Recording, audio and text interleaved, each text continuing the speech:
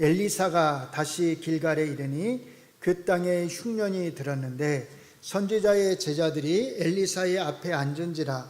엘리사가 자기 사원에게 이르되 큰 솥을 걸고 선지자의 제자들을 위하여 국을 끓이라 하매 한 사람이 채소를 캐러 들에 나가 들 포도 덩굴을 만나 그것에서 들 호박을 따서 옷자락에 채워가지고 돌아와 썰어 국 끓이는 솥에 넣되 그들은 무엇인지 알지 못한지라. 이에 퍼다가 무리에게 주어 먹게 하였더니 무리가 국을 먹다가 그들이 외쳐 이르되 하나님의 사람이여 솥에 죽음의 독이 있나이다 하고 능히 먹지 못하는지라.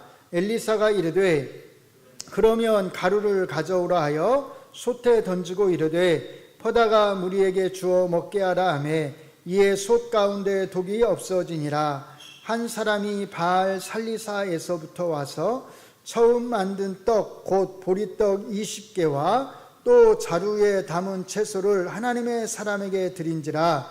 그가 이르되 무리에게 주어 먹게 하라. 그 사환이 이르되 내가 어찌 이것을 100명에게 주겠나이까 하나 엘리사는 또 이르되 무리에게 주어 먹게 하라. 여호와의 말씀이 그들이 먹고 남으리라 하셨느니라. 그가 그들 앞에 주었더니 여호와께서 말씀하신 대로 먹고 남았더라. 아멘. 지난번에 제가 이 말씀을 전할 때 열왕기 4장에 나오는 4개의 이야기를 위해서 우리가 앞에 나오는 2개의 이야기를 살펴보았습니다.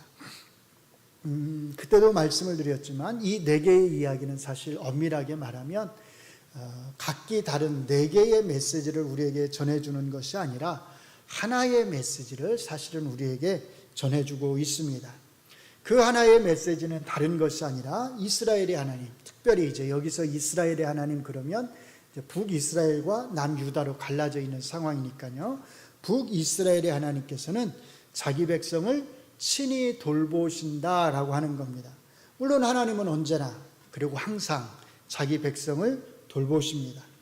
그러나 열왕기 4장이 우리에게 보여주는 것은 특별히 북이스라엘에서 여호와 유일신앙이 위험에 처해 있는 때에 그럼에도 불구하고 그 여호와 유일신앙을 지키기 위해서 온갖 어려움들을 당하는 자기의 백성을 하나님께서는 외면하지 아니하시고 친히 돌보신다라고 하는 겁니다. 지난 시간에 저희가 이제 2개의 이야기를 살펴보았는데 첫 번째 이야기가 뭐였냐면 엘리사 선지자를 따르다가 엘리사 선지자의 제자겠죠. 제자로 살다가 죽은 남편으로 인해서 어려움을 당하게 된 과부, 그리고 그 과부에게 이제 딸려 있는 2명의 아들이 이제 다른 집에 종으로 팔려가야 되는 그러한 상황 속에서, 그 빚의 상황 속에서, 빚진 상황 속에서 하나님께서는 그 모든 것을 완벽하게 해결해 주셨을 뿐만 아니라 그 남은 기름으로 이 가족들이 그 이후의 삶을 살아갈 수 있도록 그렇게 책임져 주셨다. 하나님의 돌보심을 베풀어 주셨다라고 하는 것이었습니다. 이 이야기의 핵심은 이것입니다. 하나님께서 엘리사 선지자를 통해서 이 과부가 처해 있는 이 궁핍한 상황을, 자기의 2 아들을 종으로 팔 수밖에 없는 이 어떻게 보면 극단적인 상황에 처해 있는 하나님을 경외하는, 여호와를 경외하는 이 가정의 문제, 그 빚의 문제를 하나님께서 완전하게 해결해 주셨다는 것입니다. 2번째 이야기는 수넴 여자에 대한 이야기입니다. 이 여자는 하나님의 사람으로서의 엘리사 선지자를 존경하고, 그래서 엘리사 선지자의 편의를 돕기 위해서 이제 자기 집에 엘리사 선지자를 위한 방을, 공간을 마련하고자 하는 그런 귀한 마음을 가졌습니다. 조건으로만 보면 이 여자는 앞에 이제 제가 말했던 이 과부와는 완전히 다른 그런 상황의 여자였습니다. 이 수넴 여자는요, 과부가 처한 것과 같은 그런 물질적인 어려움이 전혀 없었습니다. 왜냐하면 부유했기 때문입니다. 부자였습니다. 그러나 이 수넴 여자에게는 이제 역으로 이 과부에게 문제가 되지 않았던 것, 그게 뭐냐면 자녀의 문제가 사실은 있었습니다. 과부에게는 두 아들이 있었던 반면에 이 수넴 여자에게는 아들이 없었습니다. 하나님께서는 엘리사 선지자를 통해서 바로 이 수넴 여자에게 있는 가장 중요한 이 문제, 아들의 문제, 자녀의 문제를 해결해 주셨습니다. 저희가 지난번에 살펴본 이 앞에 두 이야기가 이렇게 두 명의 여자와 관련된 이야기였다고 한다면, 이제 오늘 저희가 읽은 이 본문의 4장에 나오는 나머지 두 이야기는 모두가 다 엘리사 선지자의 제자들과 관련된 이야기입니다. 다른 말로 말하면 선지자 후보생들이라고 말할 수 있습니다. 시대가 매우 어두운 시대였습니다. 엘리사 선지자를 대적했던 아합 왕은 죽었습니다. 그리고 이제 그 아들 여호람이 아합 왕을 대신해서 북이스라엘을 다스리게 되었습니다. 그런데 그럼에도 불구하고 아합 왕의 아내였던 이세벨은 여전히 살아있는 상황이었습니다. 이런 상황 속에서 엘리사 선지자는 여호와 유일 신앙을 지키기 위해서 제자들을 양육하고 가르치는 일을 했습니다. 그리고 이들은 아마도 이렇게 한 곳에 모여서 집단으로 생활을 했던 것 같습니다. 그 집단으로 생활했던 곳 중에 하나가 아마 길갈이었던 것으로 보입니다. 오늘 저희가 먼저 간단히 살펴보려고 하는 이 세 번째와 네 번째 이야기에는 두 가지 공통점이 있습니다. 첫째로 이 두 이야기가 모두 기근의 때를 그 배경으로 하고 있다는 것입니다. 오늘 본문의 38절을 보시면 이렇게 말합니다. 엘리사가 다시 길갈에 이르니 그 땅에 흉년이 들었는데, 흉년이 들었다 이렇게 말을 해요. 이 흉년이 어느 때를 가리킬까요? 자, 먼저 8장 1절을 우리가 한번 같이 읽어보겠습니다. 자, 같이 읽습니다. 시작. 엘리사가 이전에 아들을 다시 살려준 여인에게 이르되 너는 일어나서 내 가족과 함께 거주할 만한 곳으로 가서 거주하라. 여호와께서 기근을 부르셨으니 그대로 이 땅에 몇 년요? 7년 동안 임하리라. 이전에 아들을 다시 살려준 여인 누구겠어요? 수넴 여자겠죠. 수넴 여자에게 엘리사 선지자가 뭘 알려주냐면 이 땅에 7년 동안 기근이 있을 거다라고 하는 것을 알려주면서 미리 그 기근에 대비하도록 다른 곳에 피하도록 말을 합니다. 아마도 이제 오늘 본문에 나오는 이 흉년이 가리키는 때가 어느 때냐면 바로 이 7년 기근의 때로 보입니다. 물론 우리 성경에서는 본문이 4장에 나오고 이 7년 기근에 대한 말이 8장에 나오지만 이게 간격이 있기는 하지만 이게 간격이 있다고 해서 서로 다른 시대를 나타낸다 그렇게 생각할 필요는 없습니다. 둘째로 이 두 이야기는 모두 이 기근의 때에 7년 기근의 때에 선지자 후보생들이 처한 그 궁핍한 상황을 배경으로 하고 있다는 겁니다. 그렇기 때문에 결론부터 말씀을 드리면 이 두 이야기는 모두가 이렇게 7년 기근이라고 하는 정말로 견디기 힘든 최악의 상황 속에서 얼마나 힘들겠어요. 오늘날도 한 2, 3년만 기근이 이렇게 든다면 아마 난리가 날 겁니다. 그렇죠? 그런데 예전에 무려 7년의 기근이 든 겁니다. 그런 견디기 힘든 최악의 상황 속에서 먹을 것이 없어서 굶을 수밖에 없는 이런 상황 속에서 그럼에도 불구하고 여호와 유일 신앙을 지켜나가고자 하는 이 하나님의 백성들, 선지자의 무리를 하나님께서 어떻게 돌보시고 어떻게 먹이시는지를 보여주고 있습니다. 이제 이 두 이야기를 우리가 간단히 살펴보도록 하겠습니다. 먼저 순서를 좀 바꿔서 네 번째 이야기를 먼저 보도록 하겠습니다. 자, 42절에 보시면 뭐라고 말하냐면 어떤 한 사람이 바알 살리사에서 왔다 이렇게 말합니다. 이 이름에 좀 주목할 필요가 있어요. 어디서 왔냐면 바알 살리사라고 말을 해요. 이름이 독특하지요. 이 이름에 뭐가 있나요? 바알이라고 하는 이름이 있잖아요. 지역 이름에 뭐가 있냐면 바알이 들어가 있는 거예요. 뭘 함축하겠어요? 아마 이 지역이 뭘로 유명한 거예요? 바알 숭배로 유명하다라고 하는 걸 알 수 있는 거죠. 그만큼 북이스라엘에서는 한 지명의 지역 이름에 바알이라고 하는 이름이 들어갈 정도로 그만큼 바알 숭배가 유행했다, 성행했다고 하는 것을 우리가 알 수 있습니다. 그러나 그럼에도 불구하고 이런 우상 숭배 속에서도 하나님은 언제나 하나님을 신실하게 섬기는 하나님의 사람들을, 믿음의 사람들을 남겨두고 계십니다. 이 네 번째 이야기에 나오는 이 무명의 어떤 사람, 바로 그 어떤 사람이 하나님께서 남겨두신 그런 신실한 사람이었습니다.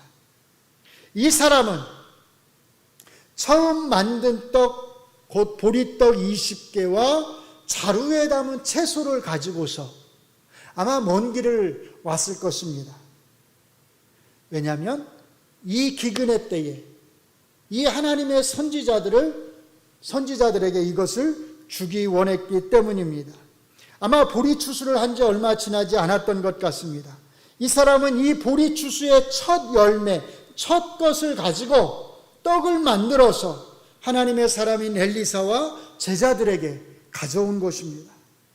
그런데 문제는 이 사람이 이렇게 가져온 그 떡과 채소가 이 제자들을 먹이기에는 너무나 턱없이 부족했다는 것입니다. 20개를 가져왔는데 사람 숫자는 몇 명이에요?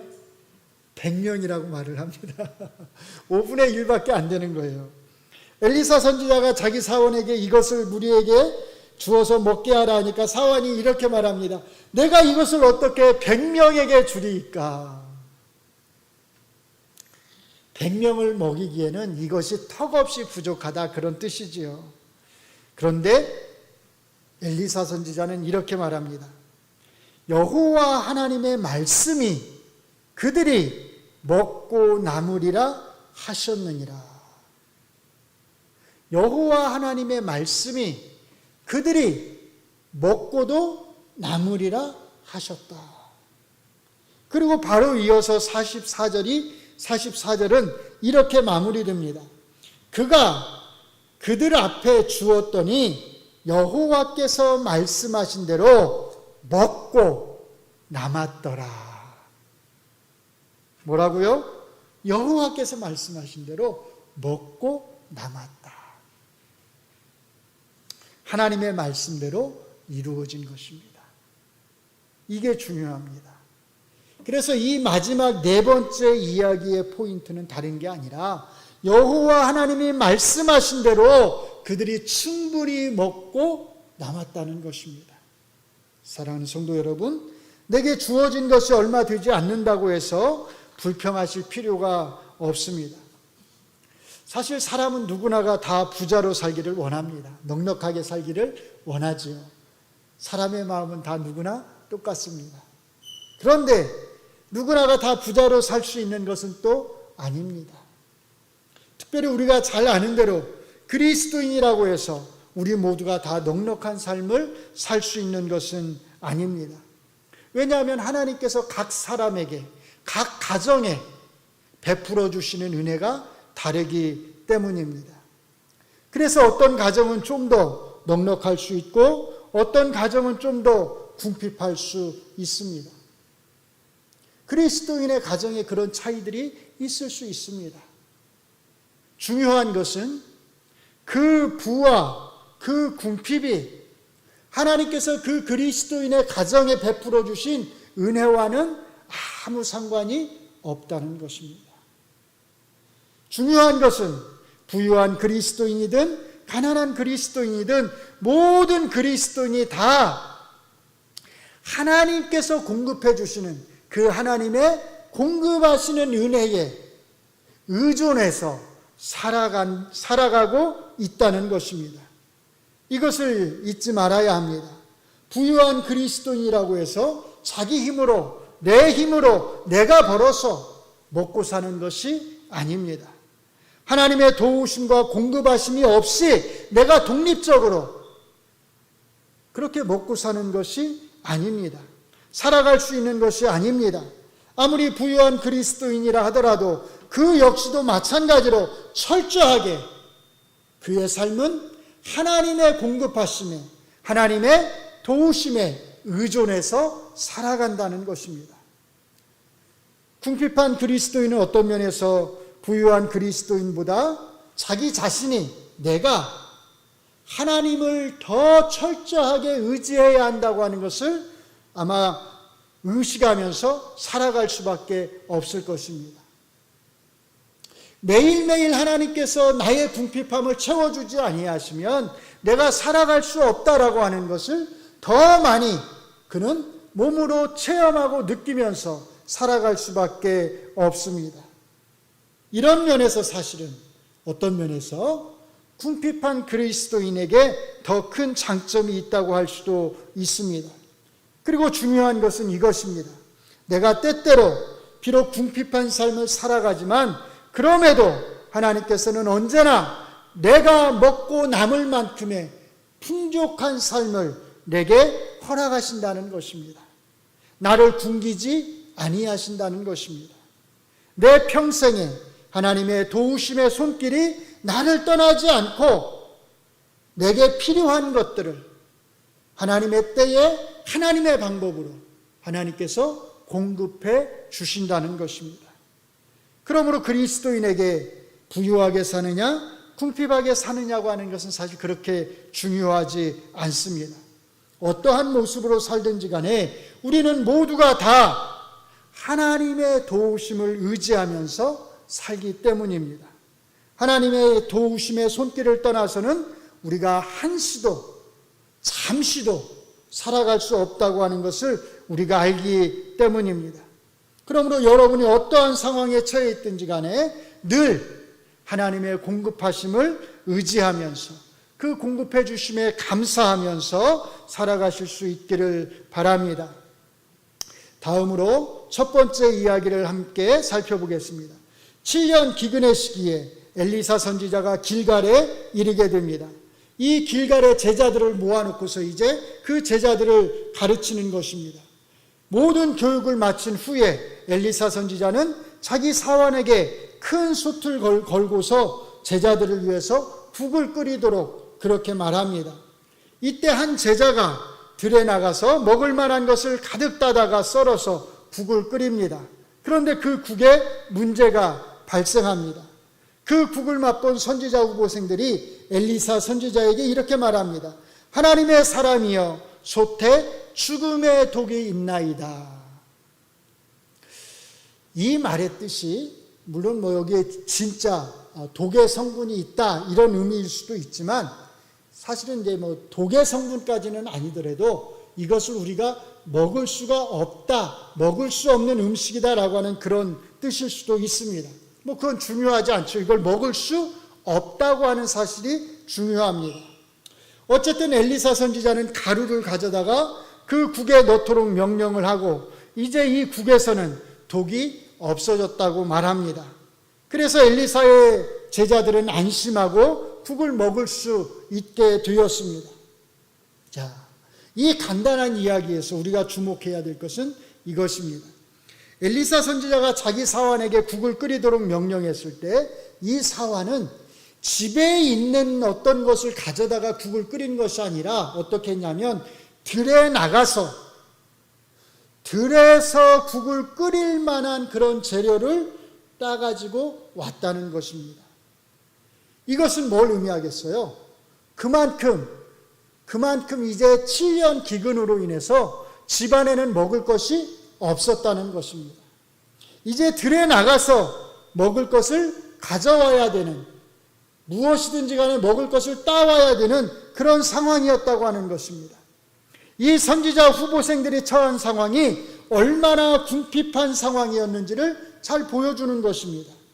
이렇게 너무나 먹을 것이 없었기에 산에 가서 먹을 만한 것을 따다가 사실은 잘못 따서 이 문제가 발생한 것입니다. 아마 이번만 들에 가서 먹을 것을 따온 것은 아닐 것입니다. 아마 이전에도 여러 번에 걸쳐서 사실은 들에 가서 먹을 것을 따왔을 것입니다. 그러다 보니까 이제는 정말로 들에 먹을 만한 것이 없었을 것입니다. 왜냐하면 다 따왔기 때문입니다. 그럼에도 불구하고 또 어쩔 수 없이 또 먹을 것을 얻기 위해서 들로 나가야 되는 그런 상황이었습니다.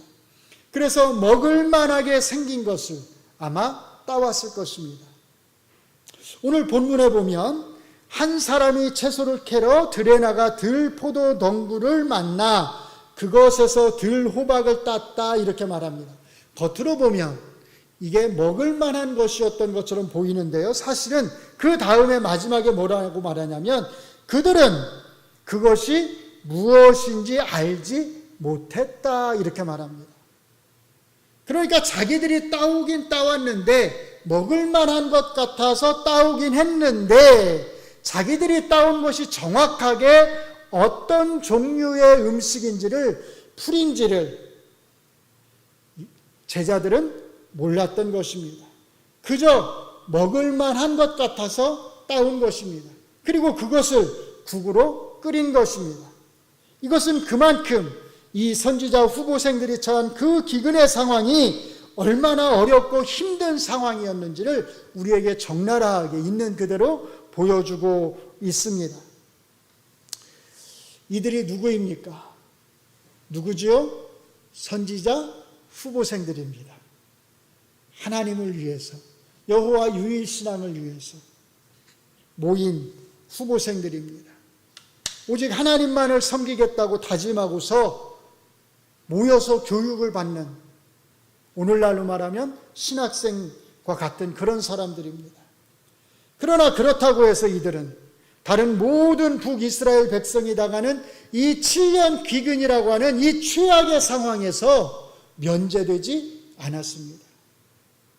다른 모든 북이스라엘 백성이 겪어야 하는 이 힘겨운 기근의 상황을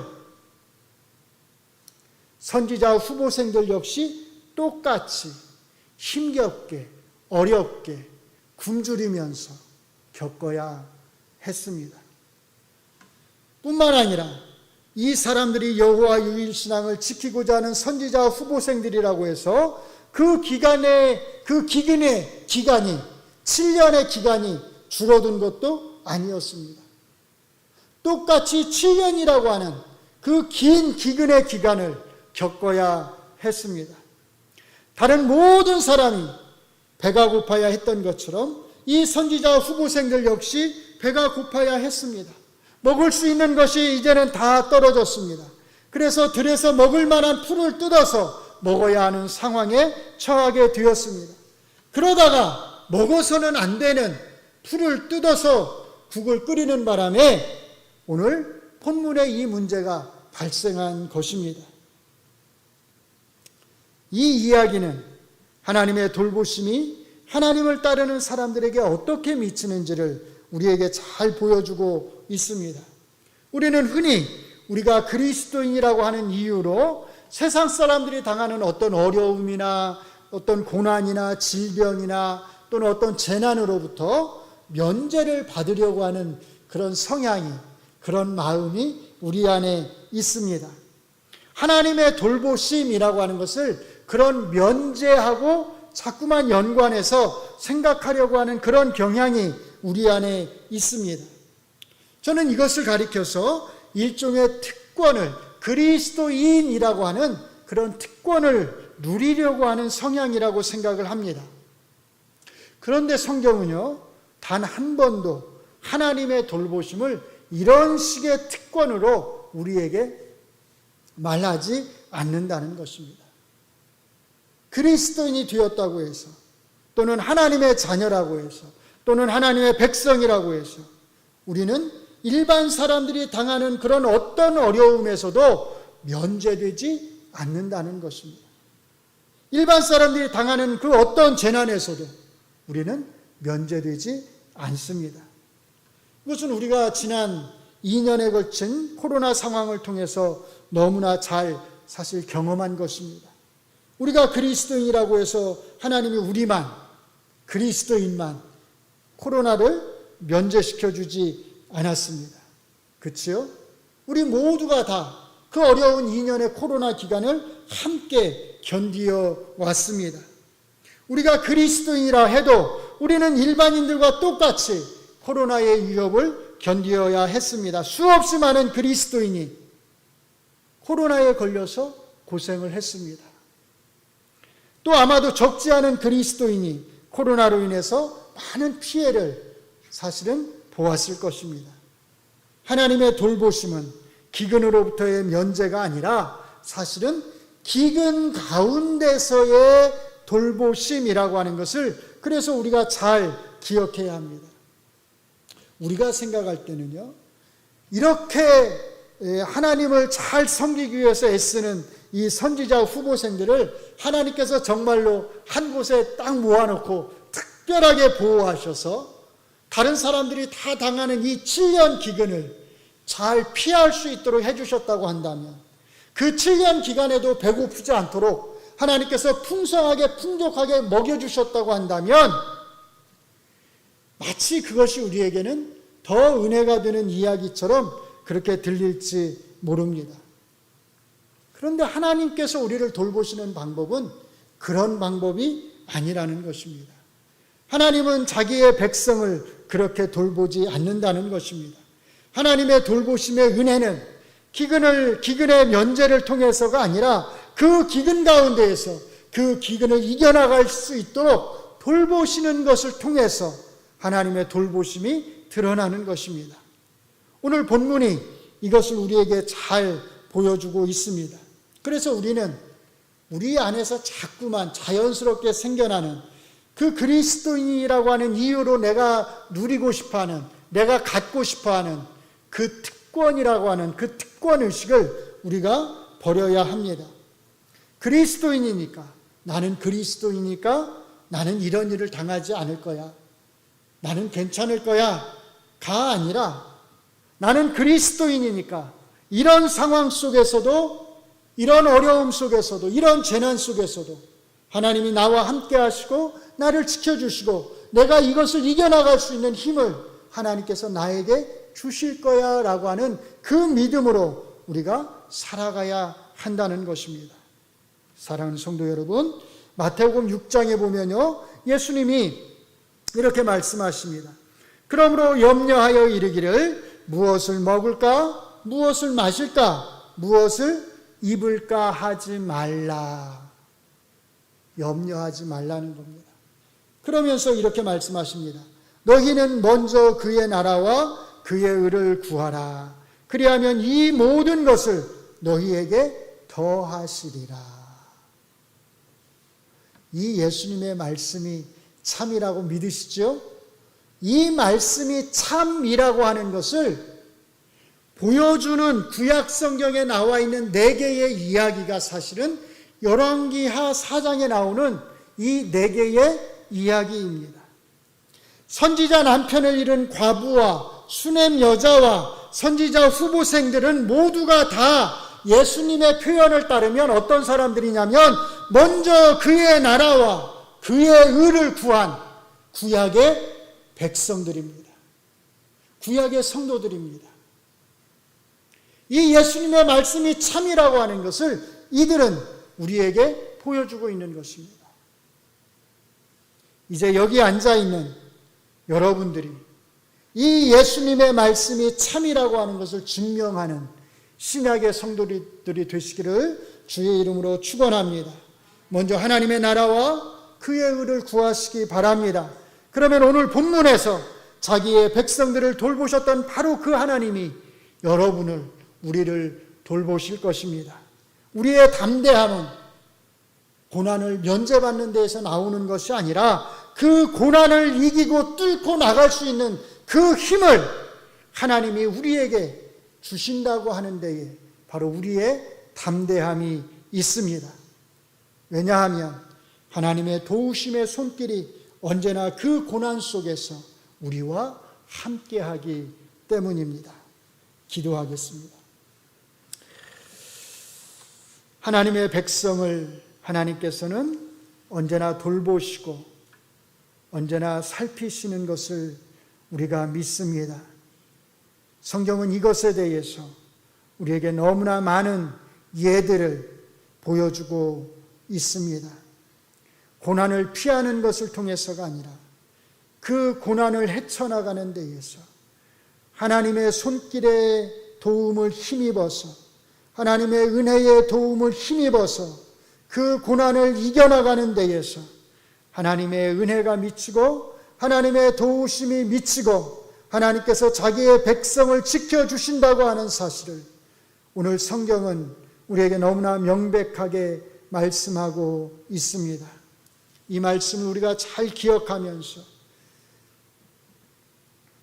우리가 그리스도인이라고 하는 이유로 고난을 피하려 하지 않게 하시고, 모든 사람들이 겪는 그런 어려움들을 피하려 하지 않게 하시고, 그 고난 가운데에서 우리를 지키시고 돌보시는 주의 손길을 느끼게 하여 주시옵소서.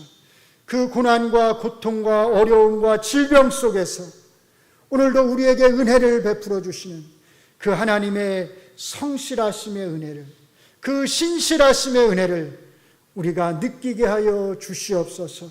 그 믿음으로 새 힘을 얻게 하시고 끝까지 주 앞에 서는 그날까지 우리가 믿음으로 살아가게 하여 주시옵소서. 예수님 이름으로 기도합니다. 아멘.